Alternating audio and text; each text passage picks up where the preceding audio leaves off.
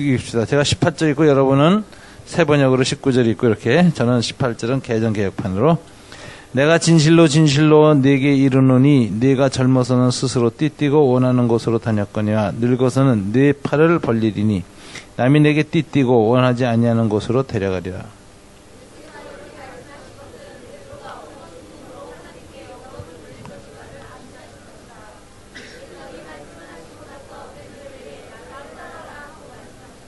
베드로가 돌이켜 예수께서 사랑하시는 그 제자가 따르는 것을 보니 그는 만찬석에서 예수의 품에 의지하여 주님 주님을 파는 자가 누구오니까 묻던 자더라.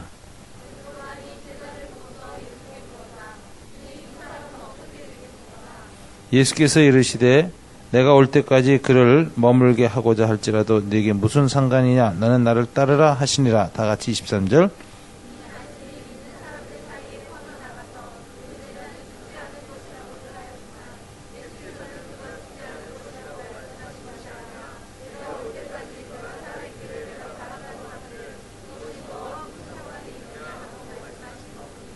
아멘. 오늘 본문은 아까는 이제 목자의 사명, 부르심이죠. 오늘은 이제 목자 제자도입니다. 오늘 주님이 두 번에 걸쳐서 베드로한테 반복하셔서 내린 명령이 있죠. 나를 따르라. 이게 이제 제자도로의 부름이거든요.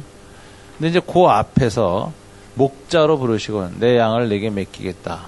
내 양을 돌보라고 세 번 당부하시고 이제 제자로 부르시는 거죠. 그래서 이걸 유명한 목자 제자도라고 부르고요. 또 제자 훈련이나 제자에 대한 관심 많은 사람들이 라스트 디사이플십, 마지막 제자도라고 불리는 본문입니다.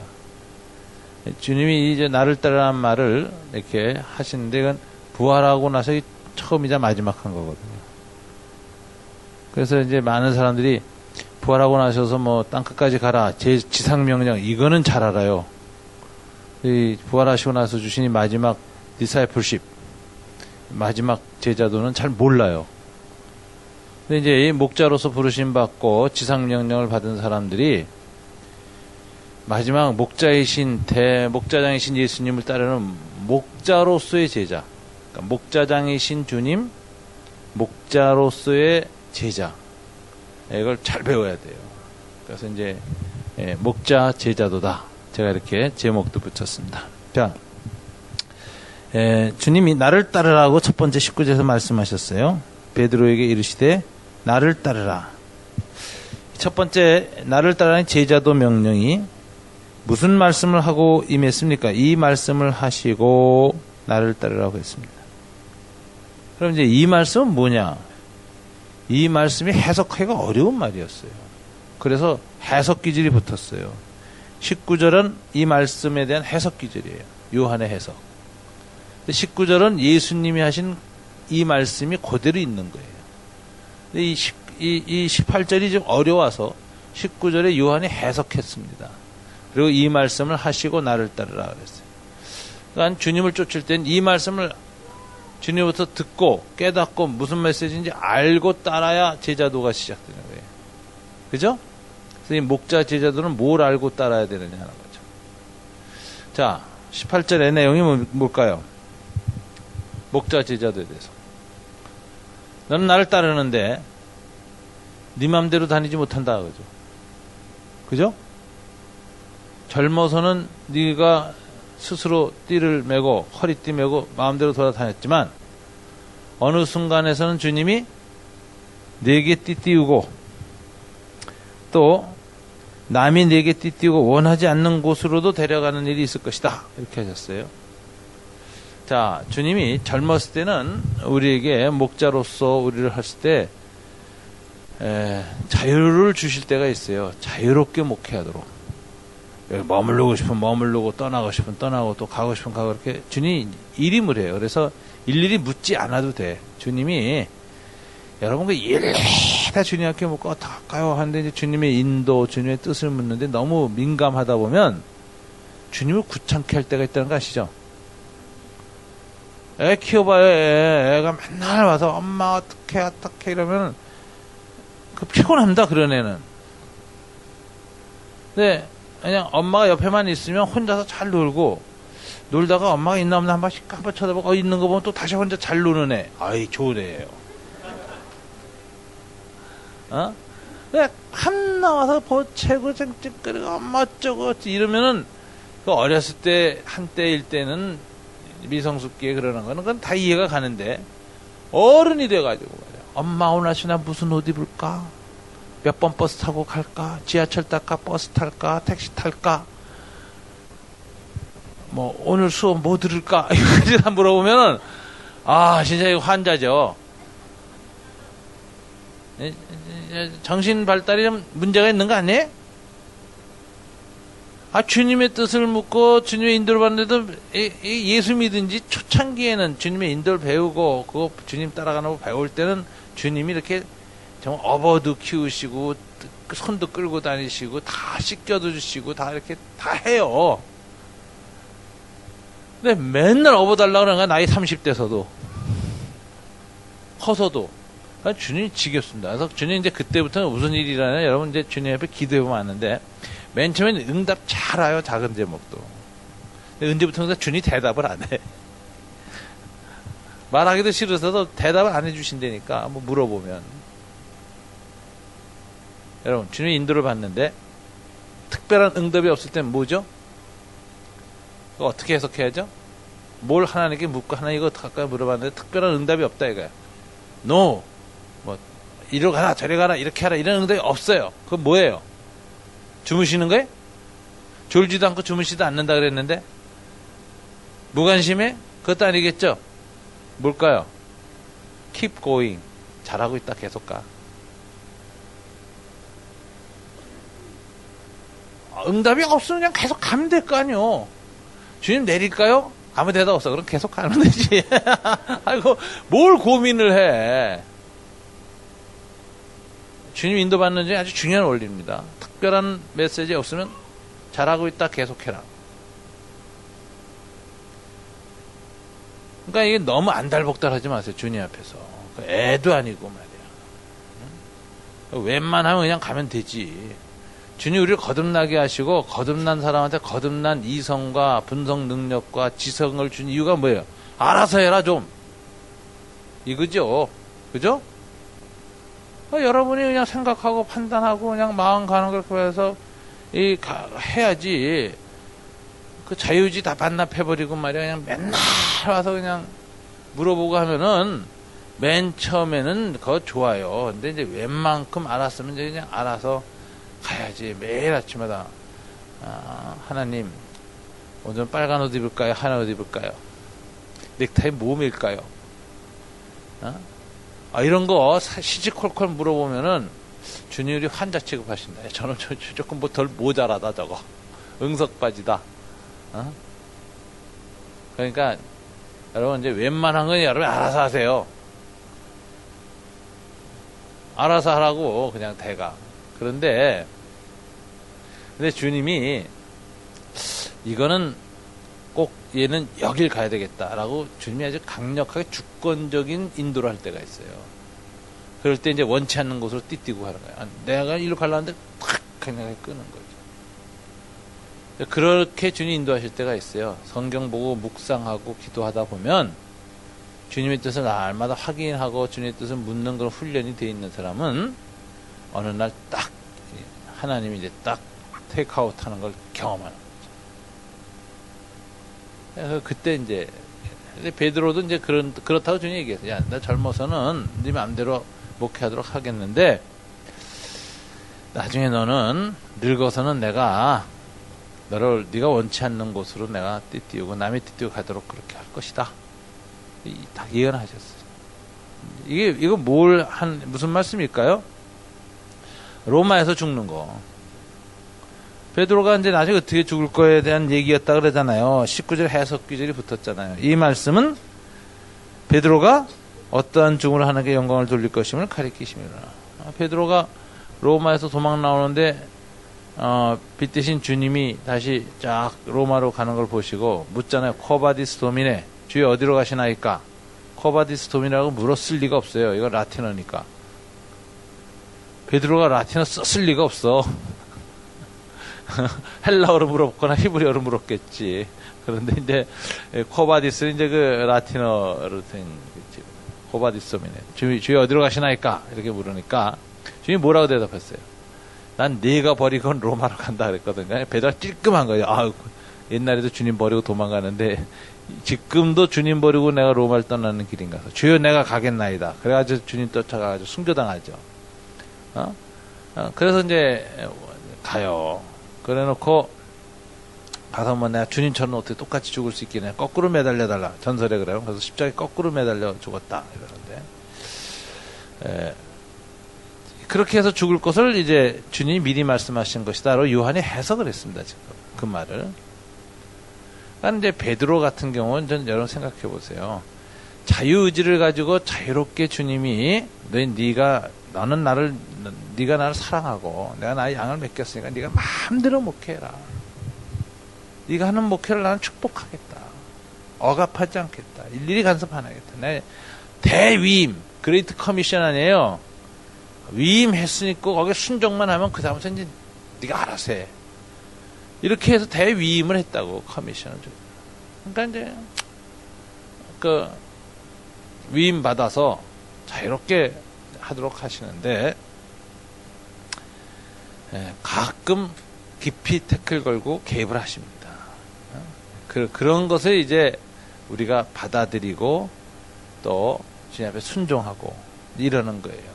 그렇게 하면서 이제 목회를 하는데 이렇게 말씀하셨어요. 그래서 이제 그런데 마지막에 아무리 어렵고 힘든 고난이나 순교 같은 일이 있어도 그건 뭐예요? 영광이다. 십자가의 고난은 영광. 그게 하나님께 가는 영광의 길이죠. 그래서 주님이 이 말씀하신 것은 굉장히 베드로를 축복하신 겁니다, 사실은. 나중에 내가 너의 생애의 마지막을 가장 영광스럽게 만들어줄 것이다. 그렇게 주님이 말씀하셨고, 이 말씀을 이제 요한이 해석을 했어요. 근데 이때 이미 베드로가 죽고 난 다음입니다. 순교하고 난 다음에 썼으니까. 베드로가 어떻게 주님께 영광을 돌리고 마지막에 주님께 이끌려 갔는지, 그걸 친히 본 이 사도들이, 그때 바닷가에서 그 말씀하시더니 그게 그렇게 들이맞았죠. 참, 이제 알았네. 요한이 그 기억이 나가지고 쓴 거예요. 이 말씀은 그렇게 하셨다. 그러더니 그렇게 갔다. 할렐루야. 베드로는 영광의 길로 끝까지 목자 되신 주님의 인도를 잘 받은 목자였다. 여러분 이제 목자로서 주님의 인도를 잘 받을 때 이렇게 주님이 자유롭게 허락하실 때와 끌고 가실 때 그 잘 인생 중에 있습니다. 그래서 하시면 돼요. 그래서 주님이 이제 우리 이끌어 가실 때 성령의 감화 감동으로 강권적인 역사를 하실 때 잘 따라가시고 분별하고 갔어요. 저도 예루살렘에서 작년에 안식년 가가지고 그 성서 연구원에 있었는데 제가 했던 것이 그죠?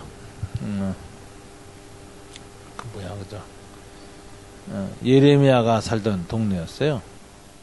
이제 거기서 이제 이렇게 바로 앞에 유다 광야가 있어요. 유다 광야. 유다 광야 가가지고 그 들판이 얼마나 아름답고, 근데 그 제가 사는 그 연구소 그 베란다에서 이렇게 숙소에서 보면 아침에 사슴이 와서 풀을 뜯고 그래요. 유다 광야.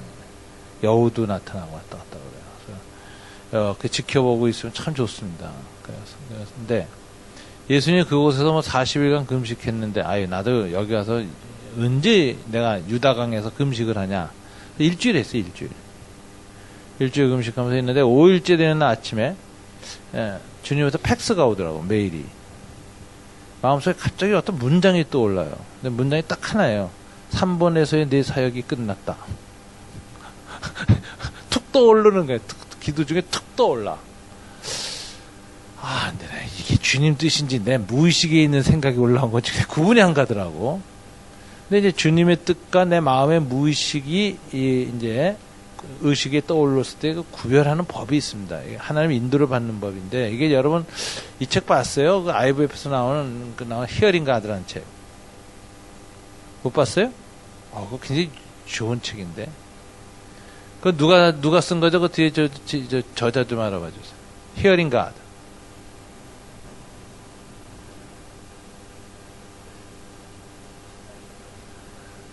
Hearing God. 원제목이 그거예요. 어떻게 번역되는지 몰라. 하나님의 음성을 듣고 분별하는 것이거든. 근데 그 하나님의 음성을 듣고 하나님의 인도를 받는 것에 관해서는 종합 참고서입니다. 아주 최고 잘 써준 책이에요. 근데, Hearing God라는 책에 보면 이제 거기에 그러니까 맨 마지막에 나오는 최고 고수들만이 이렇게 캐치할 수 있는 중요한 영적인 디스플린이 있어요. 제가 그거 보고서 무릎을 탁 쳤어요. 맞다. 주님의 음성이, 그러니까 내 음성 사이가 헷갈립니다, 대체로. 많이 헷갈려요. 이게 내 소리인지 주님의 소리인지 잘 몰라요. 그냥 대부분이 초짜들이 또 그래. 주님의 음성을 듣기 시작한 초짜들이 헷갈려요. 그래갖고 주님이 이렇게 말씀하셨습니다. 어쩌고 이러는데 다 구라야. 지내보면 다 틀렸어. 그런 거 많아요. 그래서 이제 그런 경험을 해 나가면서, 그런데 이제 그게 이제 틀렸다고 안 하면 안 됩니다. 자꾸 하다 보면은 시행착오가 적어지고 분별력이 깊어지면서 주님의 음성을 분별해내는 게 이제 아주 영적 민감성, 센시티비티가 이제 딱 올라와요. 그러면 이제 주님의 인도를 받는 목회를 잘 할 수 있어요. 주님의 이끌림을 받아요. 그런데, 그 책에서 보니까는 그 말 하는데 좀 맞아요. 주님의 음성과 내 무의식의 소리의 구별이 뭘까요? 신구약 성경에 보면 선지자에게 주님의 음성이 맞아요. 코아마르 아도나이, 주 여호와께서 이와 같이 내게 말씀하셨느니라 하는 상황이 딱 떨어지면 말씀이 임하는 순간에 크레스에서 말씀을 받지 않습니다. 말씀이 임하는 순간에 그 말씀 속에 주님의 임재가 있어요. 그래서 다 그 자리가 지성소를 그래요. 그래서 다 예배를 드려요. 그러니까 주님의 말씀이 임하면 첫째 특징 예배가 회복돼요. 깊은 경배, 거룩한 임재의식, 영광, 하나님의 얼굴을 봄, 이런 일들이에요. 주님 앞에 딱 서는 순간이에요. 그래서 주님의 음성과 내 무의식 자아의 소리를 구별하는 방식 중에는 바로 그게 일어나느냐. 그러면 주님의 음성을 구별하는 훈련은 어디서 해야 돼요? 산속에 가서 기도하고 도 닦아서 해요? 아니면 매주 예배 시에 해요? 매주 예배 시에 해요. 매주 예배 시에 성령이 임재하시고 내 마음을 하나님 앞에 가득 딱 예배의 어떤 영광으로 들어가는 순간을 체험한 사람만이 예배의 맛을 보는 거예요. 고기도 고기맛 봐야 이게 돼지고기인지 소고기인지 구별을 합니다. 하나님의 영광의 임재를 자주 체험한 사람이 혼자 기도하거나 하다가 주님의 말씀이 임할 때 그때 안에 일어나는 내 안에 반응 있죠. 리스판스. 이걸 딱 보면서 이게 내 소리인지 하나님의 음성인지가 구별이 돼요. 그러니까 이 주님의 음성을 듣는 훈련은 어디서 해요? 예배 시에서 합니다. 예배에서는 매주 예배 때요. 매주 때 설교를 통해서 찬양을 통해서 기도를 통해서 하는 거예요. 그러니까 매주 예배 때 이 주님의 임재와 주님의 음성을 듣는 훈련이 안 된 사람은 혼자 개인 기도하거나 인생에 중요한 문제가 있을 때 절대로 하나님의 음성을 캐치를 못해요. 그런 걸 마이동풍이라고 해요. 말귀야, 사람귀가 아니야. 네? 말귀예요. 말귀 가진 사람이 많어. 주일 예배 실패하기 때문에. 그래서 주일 예배에 항상 들을 끼는 자는 들어 성령의 귀가 있어야 돼요. 그런데 이게 계속 훈련이 돼야 돼요. 영적으로. 그래야지 개인적으로 프라이베이트한 상황에서도 주님의 음성을 듣고 따를 수가 있지. 그 훈련이 돼야 됩니다. 근데 제가 예루살렘에서 기도하는데 3번에서의 내 사역이 끝났다는 12자가 딱 마음에 떠오르는데 그게 안 일어나는 거예요. 그러니까 내가 배운 대로 생각하고 전에 경험한 대로 하나님의 음성의 특징이 없어요. 그리고 평안이 임하기는 그냥 불안하기만 하고 이거 도대체 뭐야? 헷갈려. 아주 불안하고 헷갈려요. 혼돈 많아요. 근데 이게 안 들었으면 모르는데 듣고 난 다음에 참 불편하잖아요. 기억이 자꾸 나고 잊어버렸으면 좋겠는데 하나의 음성이 아닌 것 같고. 그래서 그 후에 내가 안식년 6개월 보낸 중에 2달 예루살렘에 머물렀고 석 달을 파리에 내 친구네 집에 옆에 가서 있었는데, 파리에서 보내는데 새벽마다 불안한 거예요. 잠이 안 와요. 이 생각만 자꾸 나. 이게 도대체 무슨 소린가? 근데 점점 무시하기 시작했어. 제가 하나의 음성 아니다. 왜? 그게 없으니까. 이게 근데 자아의 소리인 것 같다. 내 무의식에서 올라온 내 목소리지 이게 주님 음성이 아닌 것 같다. 이런 식으로 정돈이 돼 가는데, 문제는 그렇게 정돈되면 재미난 사실은 자아의 소리는 시간이 지나면 없어집니다. 근데 이놈이 계속 안 없어지고 기도하고 주님께 은혜가 이렇게 임하려 그러면 떠오르는 거예요. 아, 이게 주님 임재가 가까워지고 예배드리면 그게 생각이 다시 나. 새벽 기도할 때마다 생각이 자꾸 나. 이거 아무래도 이상하다 하는 생각이 들었어요. 그래서 이거 내가 확인을 해야 되겠다. 그래서 작년 6월 달에 이제 금식을 또 시작했어요. 그래서 제가 21일 금식을 했죠.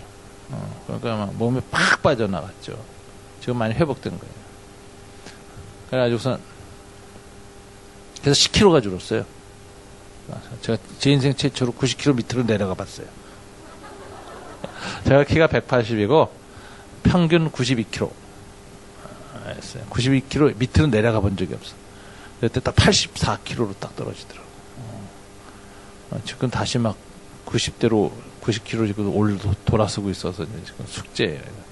또 죽여 이러고 있는데 이놈을 또 죽여 그러고 있는데, 하여튼 금식을 하는데 금식 중에 하나님이 다시 리컨펌을 하시더라고.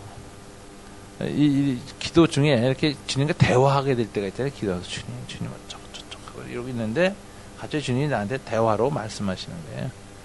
야, 3번에서의 네 사역이 끝났다는 말은 내가 한 말이다 이러시더라고. 내가 아멘 그랬죠. 그래서 3번 떠나기로 결심한 거예요. 그래서 교회 사표 내기로 결심하고 후임자 찾자고 하고, 지금 이제 교회가 이제 난리가 났죠. 멘붕이 되어버렸죠.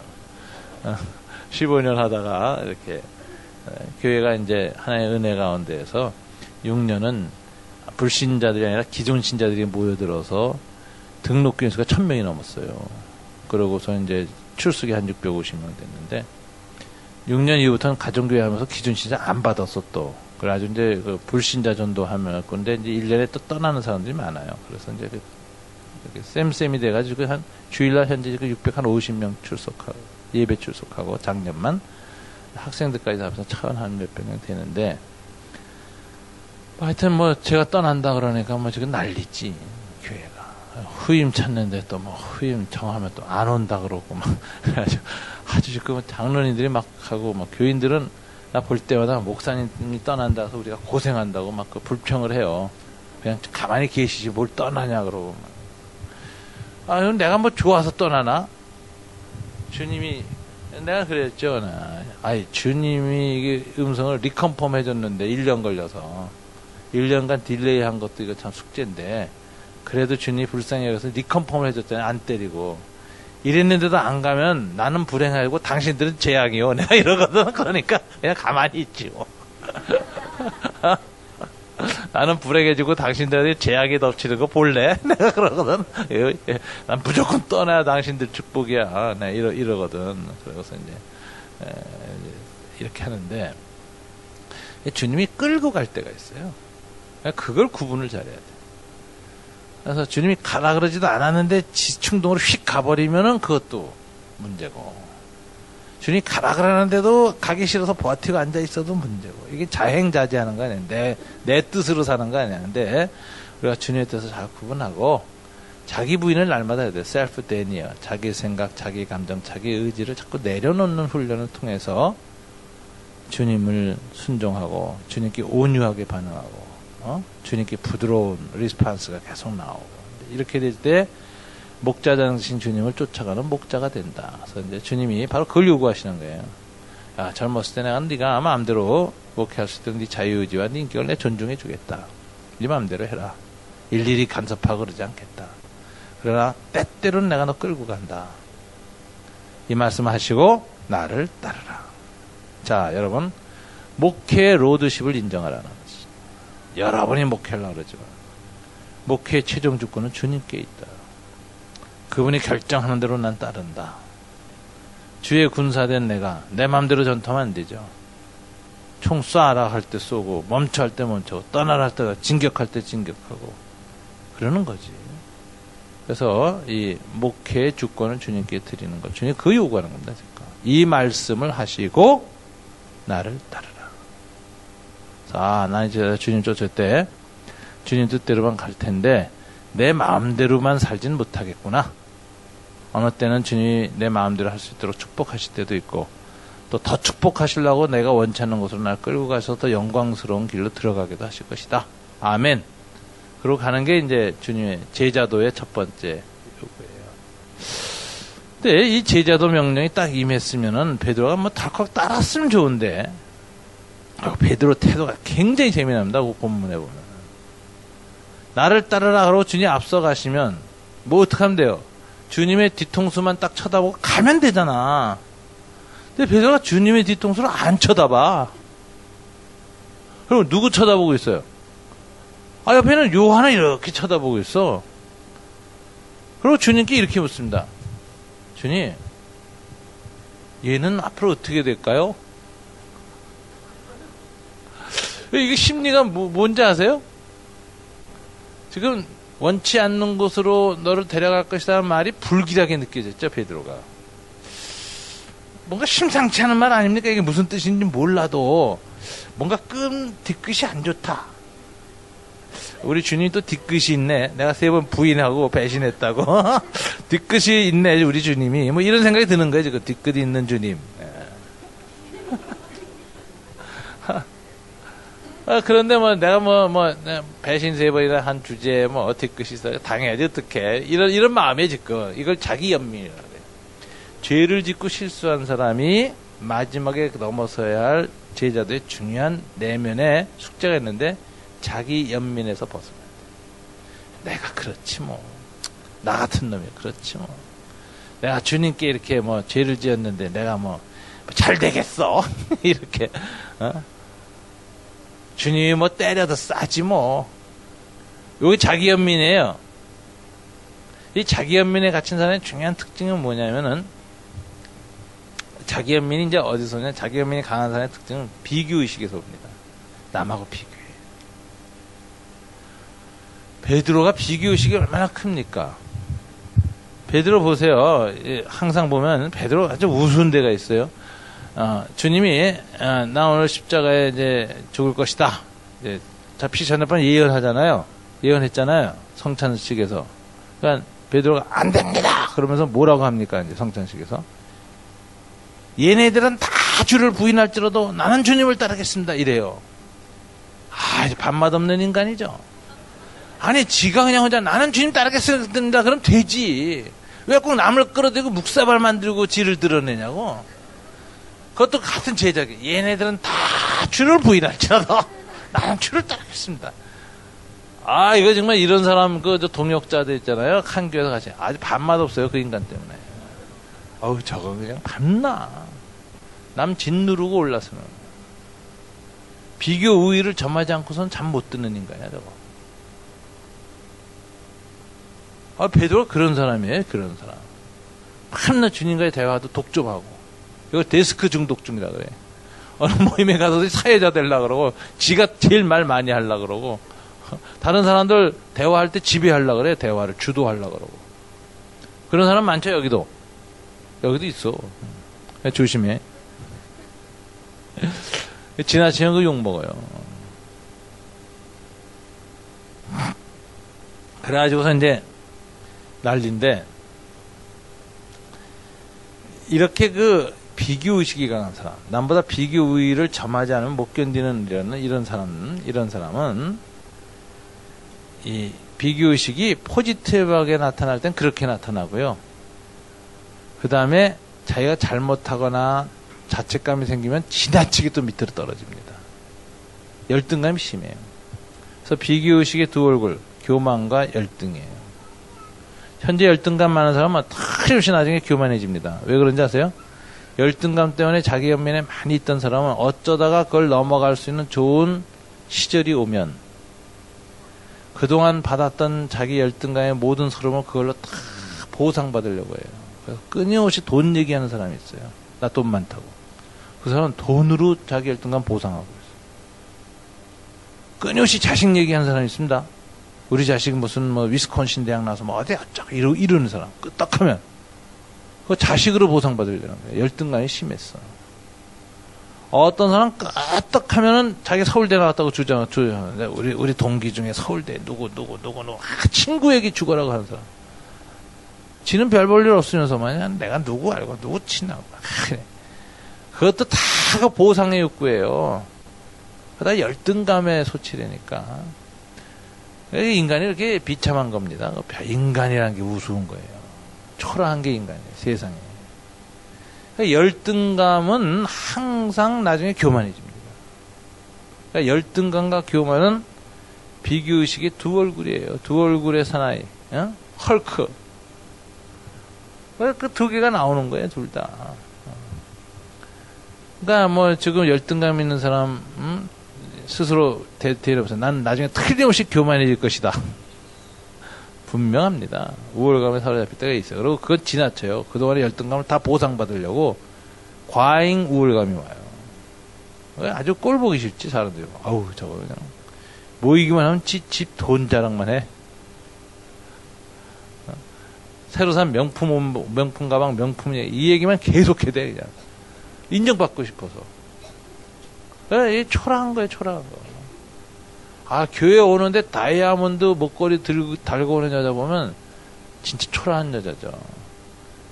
그냥 속에 든 게 없으니까 그걸로 자기 정체성을 인정받고 싶어서 그 물방울 다이아몬드 달고 오는 거거든요. 고급 옷 입고 명품 처장하고 교회 와서 앉아있다 이러고 나가는 여자들은 대부분 어떤 여자들이냐.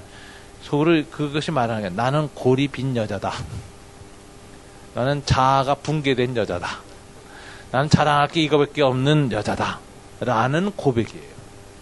내가 주일날 이런 설교를 하거든. 그러니까 우리 교회는 교회 때는 다 안 들고 와. 딴 때는 다 들고 다니고. 교회는 다 안 들고 와. 뭐, 여기나 저기나 똑같지. 뭐, 그런데 하여튼 숨기긴 하더라고.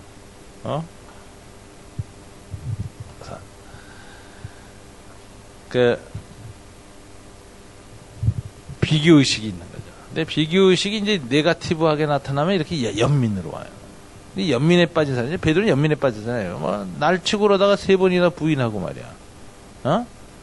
주님이 3번 물으니까 그냥, 내가 또 뭐 3번이나 또 부인할 일이 있나, 막, 3번 징크스 때문에 그냥 염려하고 근심하고 막, 이런 상태인데, 끄트머리가 좋지 않다 그러니까, 주님, 너는 끝이 좋지 않을 거야. 그러니까, 정말 뒤끝 있게 하시네. 이러면서 열등감이 탁 하고 자기 끝을 생각하니까 씁쓸한 거지. 그래. 야, 주님 3번이나 부인했는데 다시 불러주신 것만 해도 다행이지 뭐. 끝이 좋겠어. 이러고 앉아서 씁쓸하게 딱 하고 주님을 쫓는데 연민 속에서 주를 쫓으면요. 발걸음이 무거운 거 아세요? 씩씩하고 즐겁고 행복하게 주님 뒤를 못 쫓습니다. 터덜 씁쓸하게 자기 연민의 상처를 핥으면서 걷습니다. 주님의 뒤를 쫓을 때 그렇게 돼요. 그래서 거리가 주님을 바짝 못 쫓아가 그렇게 거리 두고 쫓아요.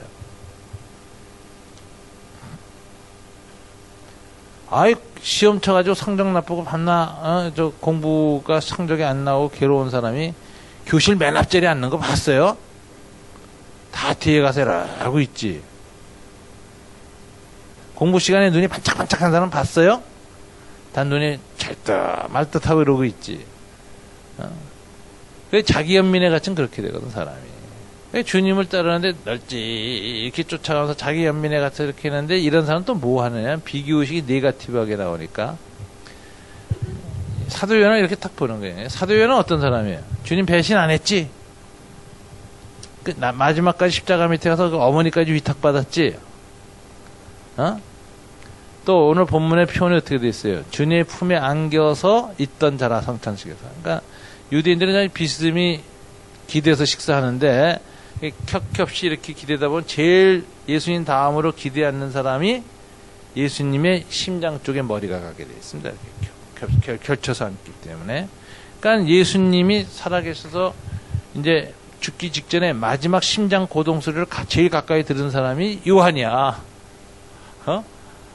주님의 사랑을 받는 그 제자. 이 표현은 말이야. 굉장히 이게 그 요한에 대한 베드로의 그 마음이 드러나는 표현이죠. 그죠?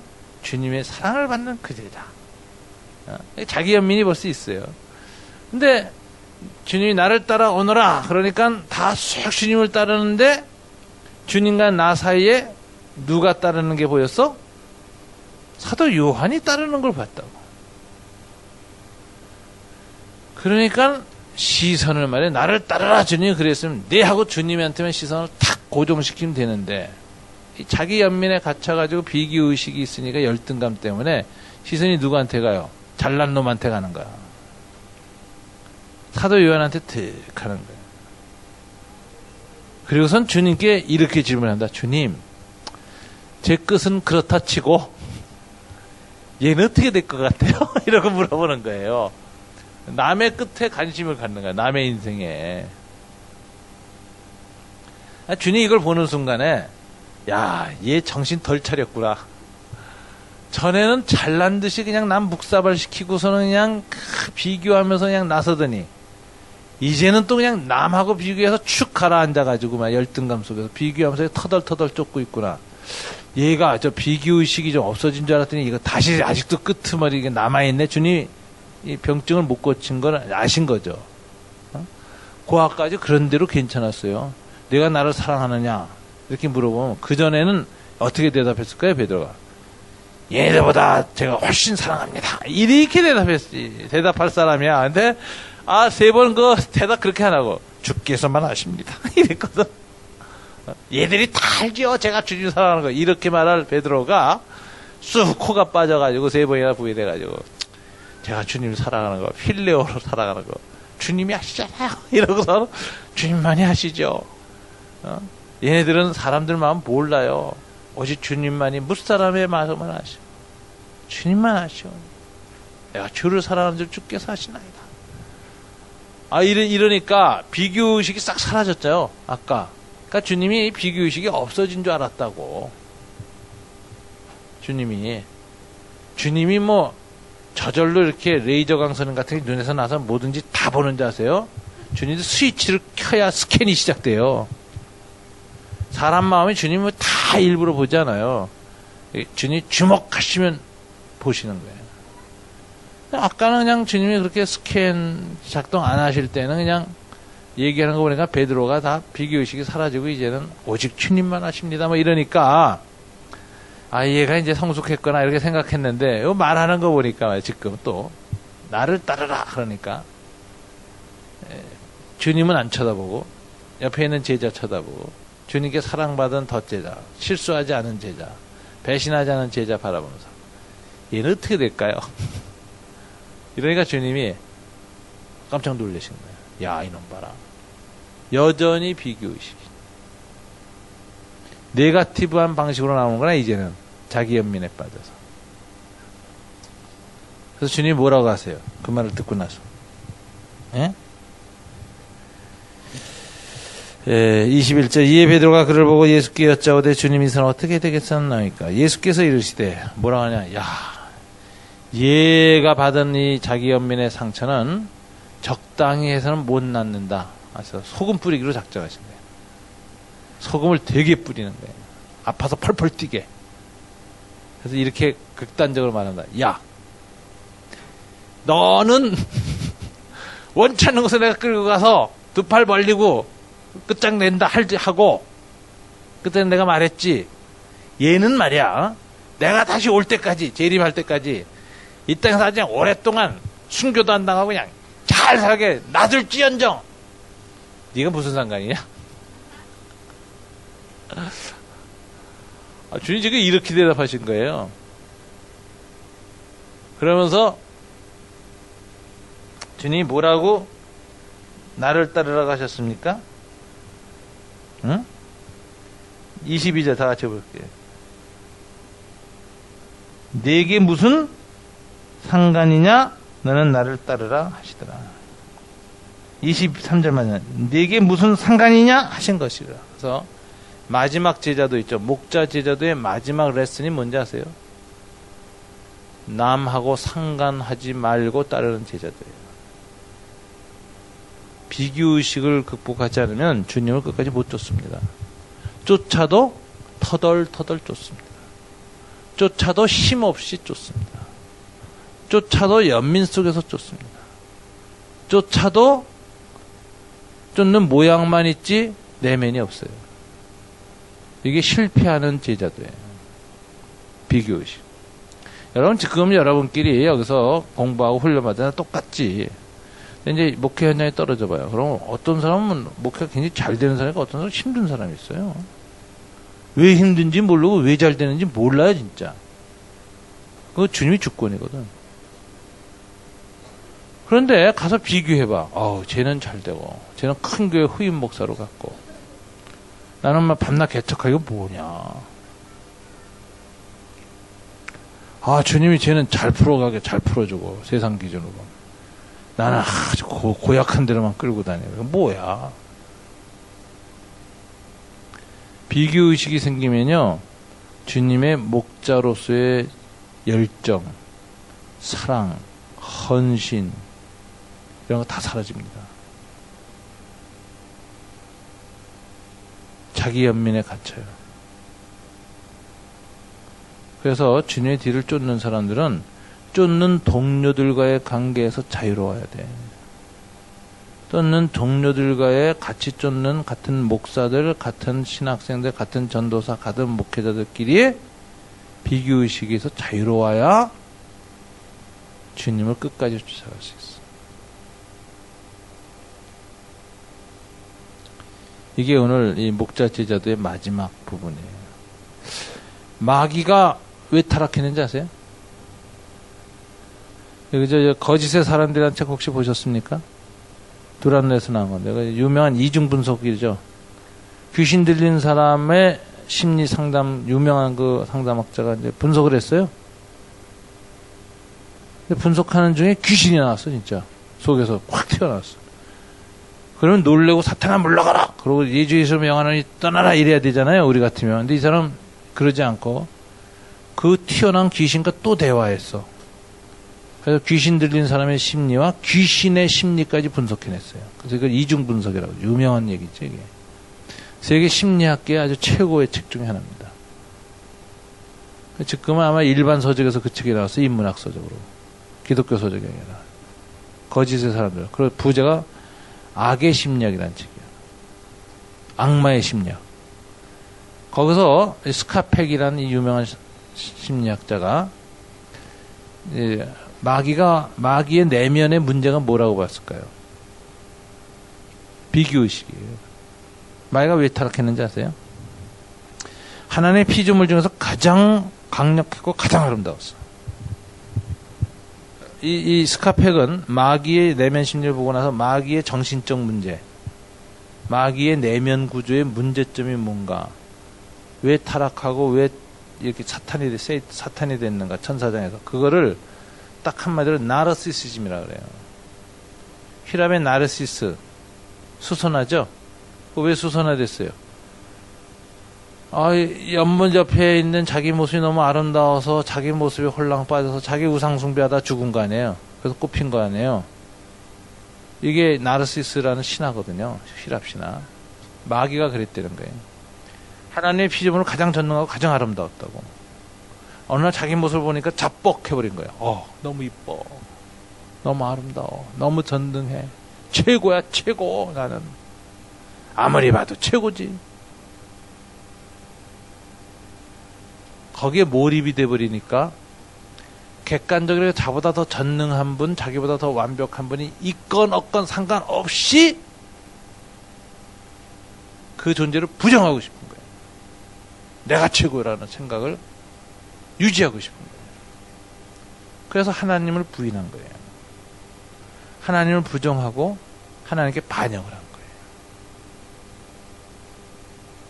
이 비교의식 때문에 나르시시즘, 자기 우상숭배, 자기에 대한 우상숭배, 자기 황홀경 때문에 마귀는 타락했어요. 그래서 하와를 꼬실 때도 어떻게 꼬셔요? 내가 이 선악과 따먹으면 내 눈이 밝아 누구처럼 돼? 하나님처럼. 이거 비교의식. 가인이 아벨을 왜 죽여요? 비교의식 때문에 죽이지. 인류의 모든 첫 번째는 비교의식인데 이 비교의식은 누구로부터 받은 거예요? 마귀로부터 받은 거예요. 마귀가 비교의식에 사로잡힌 존재였어요. 그래서 마귀와 마녀의 제일 중요한 특징이 뭡니까? 아침마다 거울 보고 거울아 이 세상에서 누가 제일 이쁘니 그러고 너 그러면 좋아서 웃고 딴 여자 이름 부르면 죽이고 싶어서 분노에 떠는 거죠.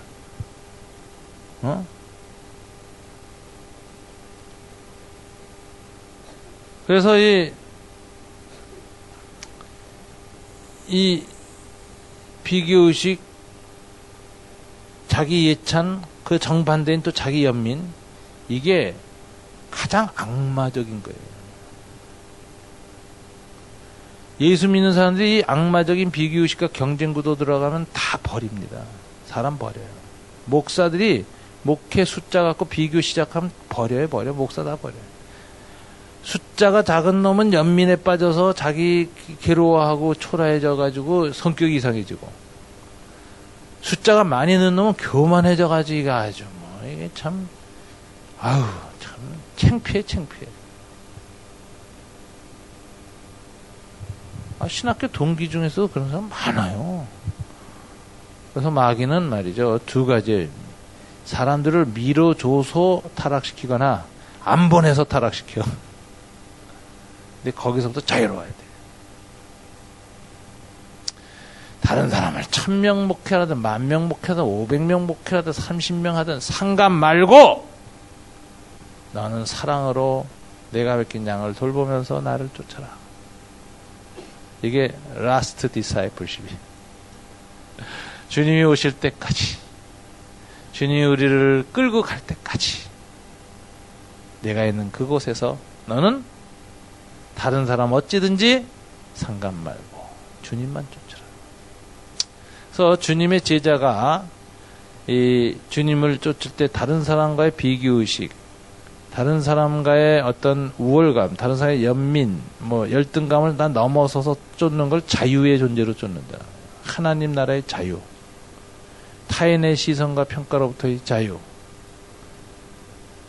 비교의식으로부터 자유가, 완전한 자유인으로, 대자유인으로 성령 안에서 기쁨으로 하늘나라의 자유를 춤추면서 쫓는 사람이 제자예요. 이게 목사예요. 목사가 너가 옆집 목사하고 동기 목사하고 비교해가지고 잔뜩 찌푸러지거나 교만해서 강단에서 보세요. 교인이 그거 다 닮아버리지.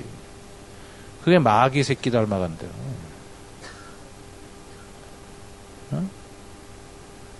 마귀의 내면 심리 문제가 바로 그거였거든. 그래서 타락했거든. 그거는. 근데 세상은 뭐예요? 신자유주의 체제란 거는 무한 경쟁 비교야. 글로벌 비교라고. 그러니까 세상의 영향을 받으면 그걸 못 벗어요, 사람이. 세상의 문화와 시스템과 체제가 마귀의 체제, 마귀 의식을 심어주거든. 아름다운 정상, 그거 다 거짓말이요. 아름다운 정상이 어디 있어, 이 세상에. 다 짓밟고 올라간, 피 튀기고 올라간 정상이지. 삼성이 올라섰는데, 삼성이 올랐을 때까지 삼성 때문에 망한 회사, 중소기업이 얼마나 많은데. 그래서 그 사람들 삼성에서 일을 갑디다. 기술만 개발하면 말이죠. 빼가고, 사람 빼가고, 무너뜨리고, 합병해버리고. 그러고 켰는데. 이건희가 뭐가 아름다운 정상이야. 추한 정상이지. 잔인하지. 지 형에 대해서 미친 사람이라고 그러고. 집안에서 퇴출된 인간이거든. 이게 형제 사이에 할 말이요, 동생이. 유산 싸움하면서. 삼성 브랜드 가치는 세계인지 모르지만 정신 가치는 세계 최저더라고.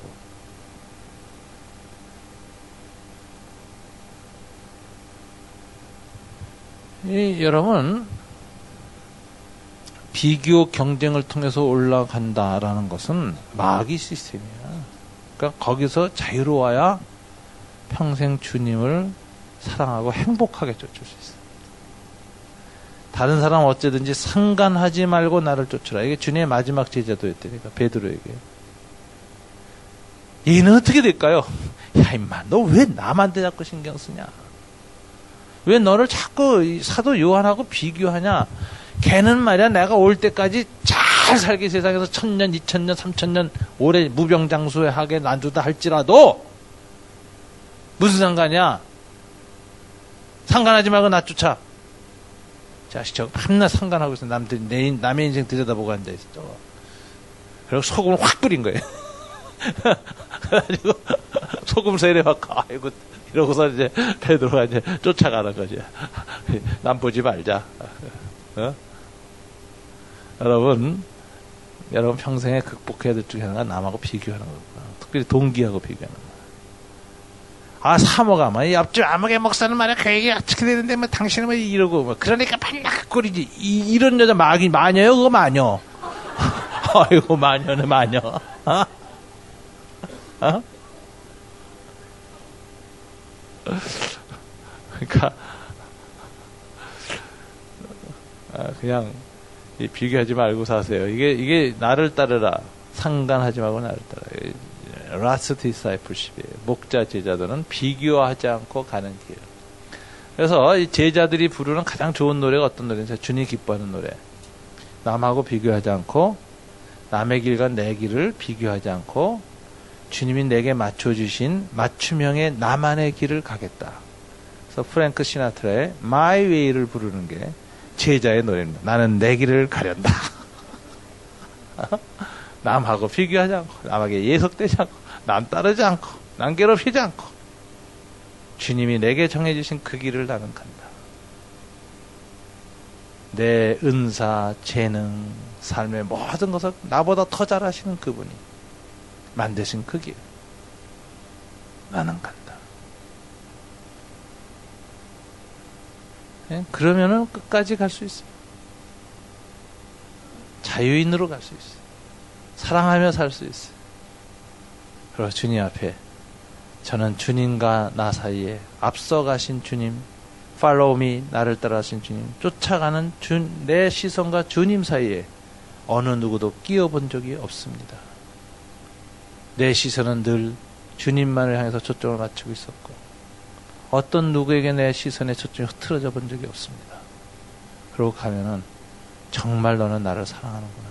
오직 나만 사랑했구나. Follow me. 나를 따르라. 내가 나에게 내 양을 맡기겠다. 그래서 행복하게 사는 겁니다. 행복한 목사가 되는 겁니다. 목사가 행복하면요, 사모가 행복하고, 사모가 행복하면은 교인들이 행복해요. 행복은 전염돼. 쳐다만 보고 있어도 닮아. 목사가 행복하면 교인이 행복하고, 목사집 개도 행복해. 발로 덜 차요. 어? 여러분 행복하십시오. 기도하겠습니다.